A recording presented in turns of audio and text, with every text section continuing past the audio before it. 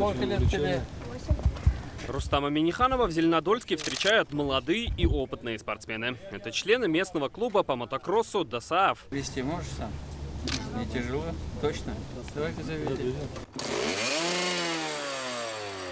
Рев двигателя для президента привычный. Он сам мастер спорта международного класса по автоспорту, поэтому беседа с мотоциклистами выходит за рамки протокола. Сколько кубов в двигателе, где проходят тренировки и какие достижения на соревнованиях. Не обошлось и без профессиональных шуток. Меня спрашивают, Мерседес, БМВ, Ауди лучше. Я говорю, новые лучше. Кстати, одна из главных новинок Зеленодольска – крытый футбольный манеж. Он открылся в ноябре прошлого года. Это была первая зима зеленодольских футболистов в закрытом и оборудованном помещении. В итоге городская команда – чемпион республики по футболу. Манеж очень хороший, в первую очередь для детишек.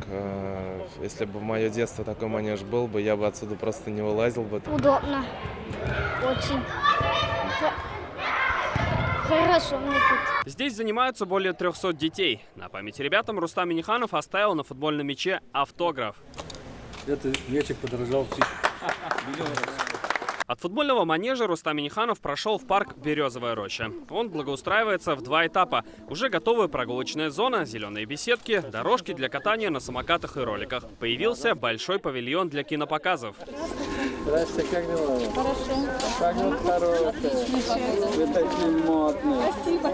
Еще одно любимое место зеленодольцев – молодежный центр «Порт». После капремонта это современное пространство с коворкингом, мини-библиотекой, инкубатором соцпроектов, арт-резиденции. Также дети здесь могут получать психологическую помощь. Как дела? Хорошо. В порядке? Нравится вам? Как сегодня дали вам или каждый день? Точно?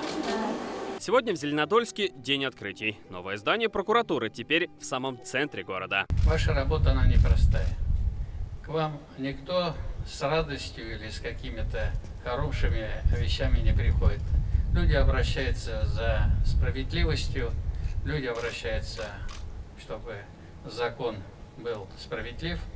И, конечно, это очень серьезная большая работа, и там, где вы работаете, это должно быть достойное место. Кабинеты оборудованы техникой, в здании конференц-зал и архив. Как отметил прокурор республики, символично, что объект открывается в день рождения Кафиля Амирова. Это большая ответственность.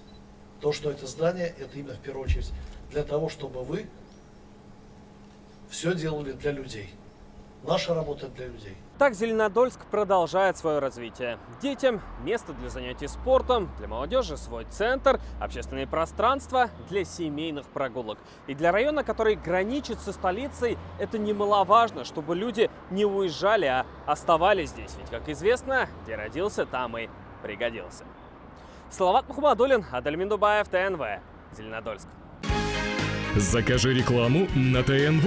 Телефон в Казани 5 705 100.